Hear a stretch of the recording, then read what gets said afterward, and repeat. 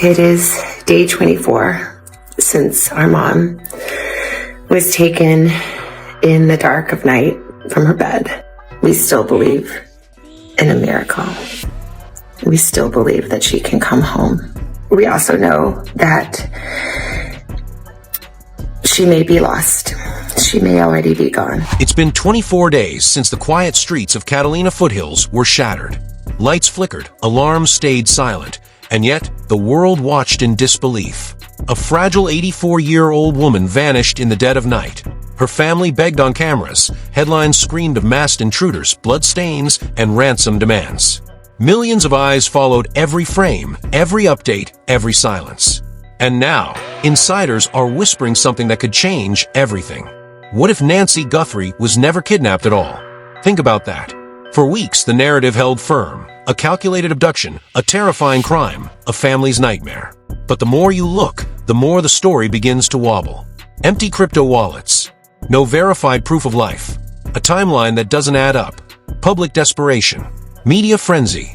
And yet, evidence quietly ignored or overlooked. Was this a crime or a carefully staged performance? A true rescue mission or the greatest misdirection of the year? Every frame of footage, every public statement, every frantic search suddenly feels like it could be part of a larger puzzle. Tonight, we are not following the story. We are dismantling it. And what emerges may shock you, because the truth, it seems, might be far stranger than anyone imagined. That video last night from the family.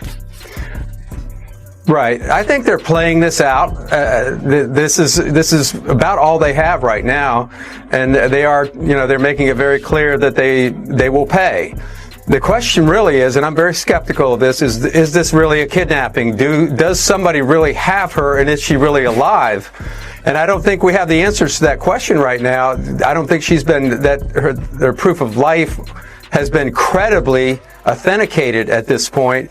So I think, you see them searching other places. You see them searching in the backyard there at that so-called manhole. They're still rounding out the investigation, and so I think they're giving some leeway for some possibility that this is not a kidnapping. And as I said, I'm very skeptical that it is one in the first place. The night Nancy Guthrie disappeared started like any other in the exclusive Catalina foothills. Streetlights hummed quietly, the gated community slept, and the mansion stood silent, a fortress of wealth and history. Just before 10 p.m., Nancy returned home from an evening event. Family members saw her enter, the garage door closing behind her with a subtle click that would, hours later, echo in news reports across the nation. By 2:12 a.m., her medical monitoring app disconnected. Not missing a routine walk. Not absent from a neighborly greeting. Gone. The world watched as headlines screamed, masked intruder. Blood on the porch. Ransom demands. Crypto wallets. Millions at stake. And the nation held its breath. TV anchors dissected every frame of doorbell footage. A calm, calculated figure, gloves tight, backpack slung across a shoulder, walking with the precision of someone who knew the house intimately. Social media erupted. Tweets, posts, hashtags. Candlelight vigils appeared in local parks. The public wanted answers. Desperation painted every channel, every feed. And yet, amid the chaos, a question simmered quietly. Was this the truth, or just the story we were told to believe? Law enforcement responded with precision. Chris Nanos appeared on cameras, flanked by a sea of officials, promising relentless pursuit. Hundreds of agents were deployed, helicopters crisscrossing the night sky, command posts established, reward funds climbing past $200,000. On the surface, urgency. Beneath it, uncertainty. For every official statement, 1,000 unanswered questions emerged. Investigators meticulously combed the scene. Inside, no overturned furniture. No obvious struggle. Blood on the porch, yes, but not the volume expected from a violent extraction.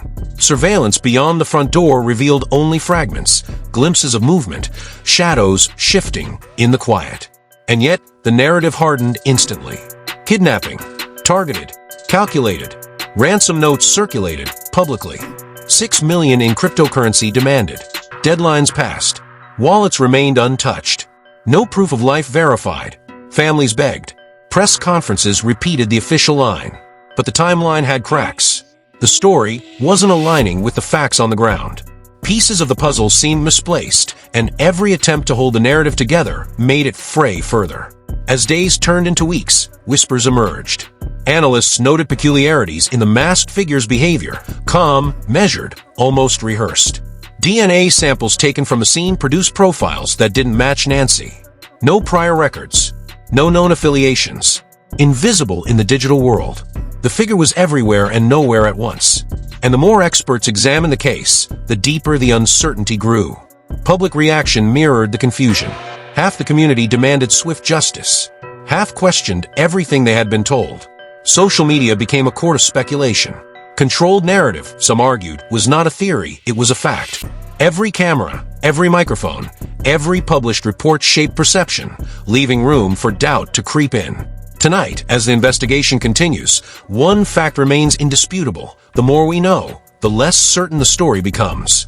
Every official update peels back one layer, only to reveal another question underneath. The official story, a calculated abduction, was solid on paper, cinematic in execution, but cracks were forming, fractures that hinted at something far stranger than anyone could have predicted.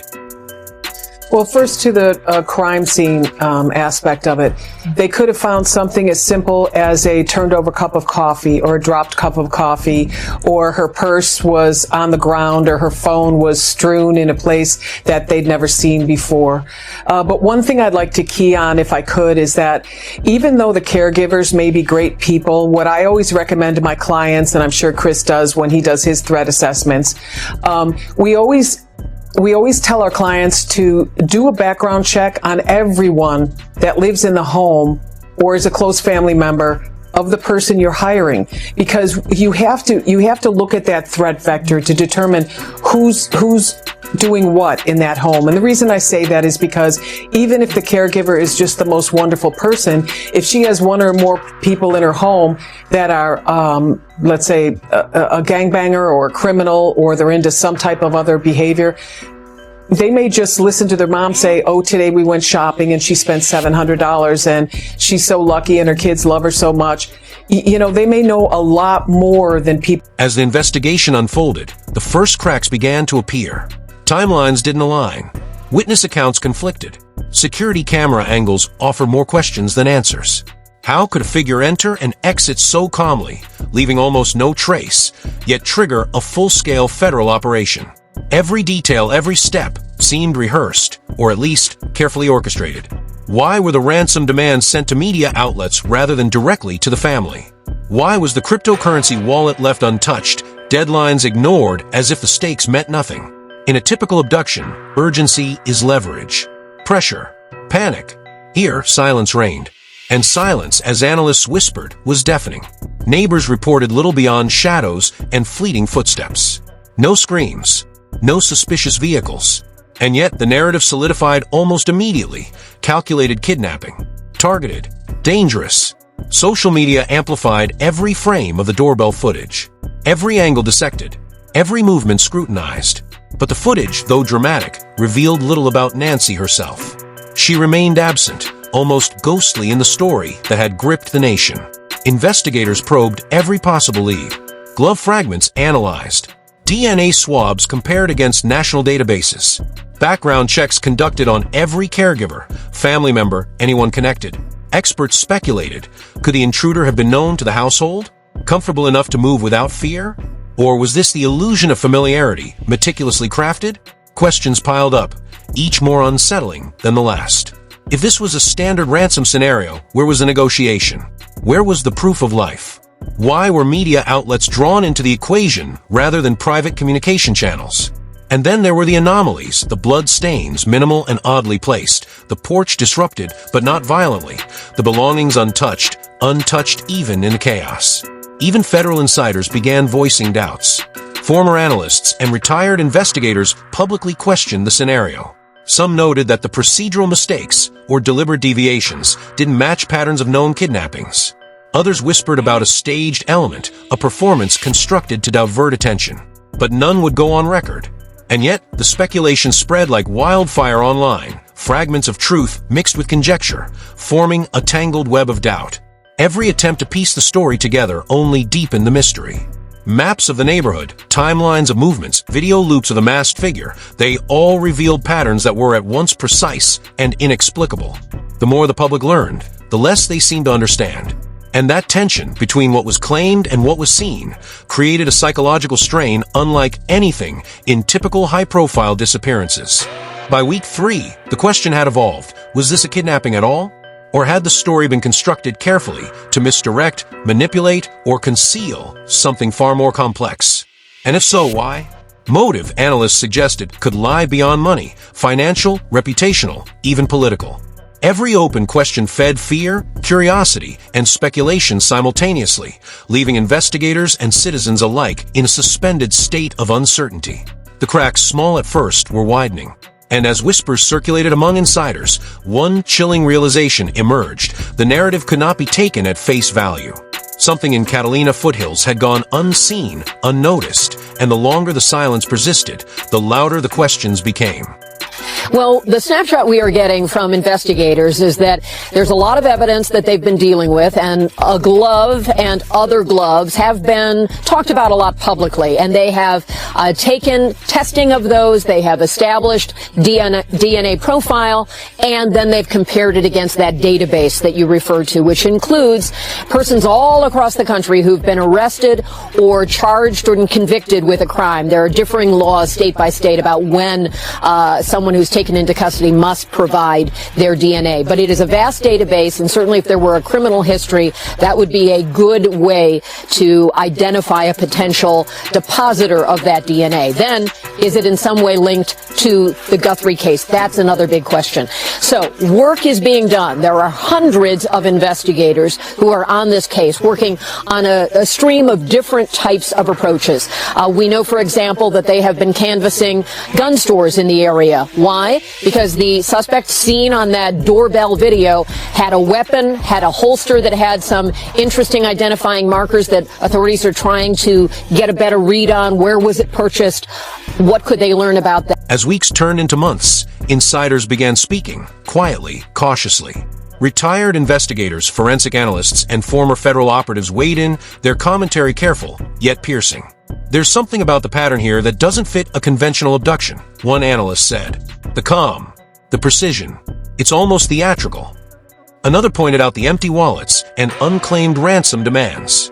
If this were real, the pressure would have mounted by now, they observed. Yet nothing. Silence dominates. Even FBI sources off the record hinted at a possibility no one wanted to acknowledge openly. What if Nancy Guthrie was never taken at all? What if the story, as gripping and cinematic as it appeared, was a carefully constructed narrative, designed for reasons still unclear? Financial speculation, reputational control, even political maneuvering. Each theory layered atop the last, building a psychological labyrinth that investigators could barely navigate. The alternative angle was unsettling. Consider the footage, the masked figure approaching the residence, gloves on, measured steps, yet no visual confirmation of Nancy leaving the property. No vehicle identified. No immediate witnesses. Could this have been a rehearsal? A stage display meant to manipulate public perception? Experts reminded us that the human mind is drawn to narrative closure. We want drama, resolution, and villains. But here, the story refused to conform. Online, speculation exploded. Analysts highlighted the mixed DNA findings, 2 unidentified profiles, neither matching Nancy, both absent from criminal databases. One expert said the presence of unknown DNA hints at an intruder, but doesn't confirm a kidnapping. It confirms possibility, nothing more. Each revelation added tension. Were investigators chasing shadows, or had the narrative been spun from the beginning to divert attention from something else entirely? Leaks and internal memos compounded the uncertainty.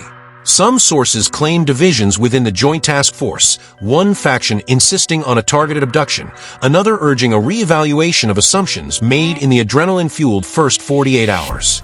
Emails, memos, and quiet briefings painted a picture of institutional strain, raising stakes and intensifying psychological pressure. And yet, the public was watching, glued to every development, every theory.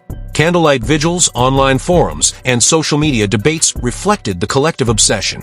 Half the community believed in a sophisticated criminal plot.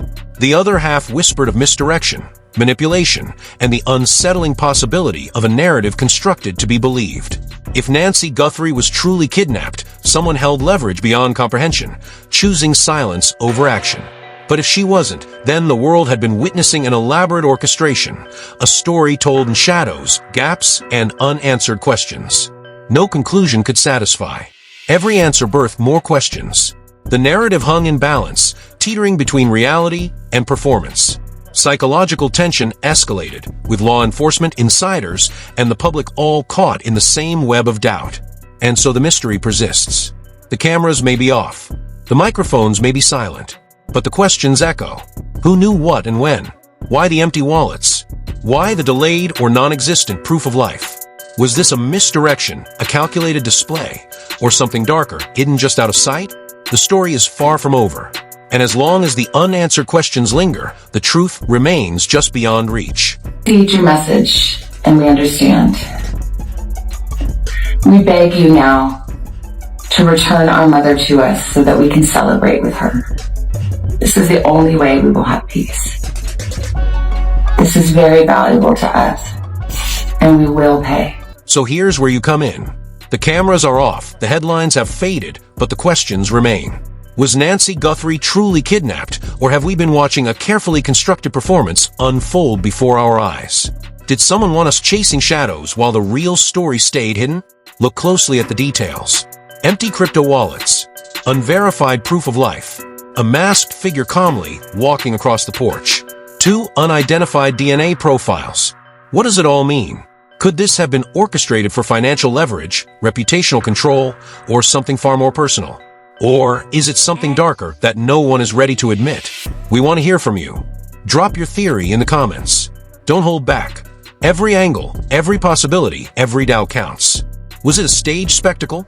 A sophisticated criminal act? Or a combination of truths and half-truths designed to keep everyone guessing? Your perspective could be the key to untangling this web. Share this video with anyone who has been following the story, anyone curious about the unexplained, the overlooked, the gaps between what we see and what we are told. The more eyes on this, the harder it becomes for uncomfortable questions to vanish in silence. Subscribe and turn on notifications. Every new leak, every expert insight, every subtle revelation could change the way we understand this case. This isn't just a story to watch, it's a story to follow, to question, to dissect. Because one thing is certain, the truth is still out there. And when it finally emerges, someone's version of events won't survive it. Until that moment comes, stay alert, stay skeptical, stay questioning. And remember, what you think you know might just be part of the illusion.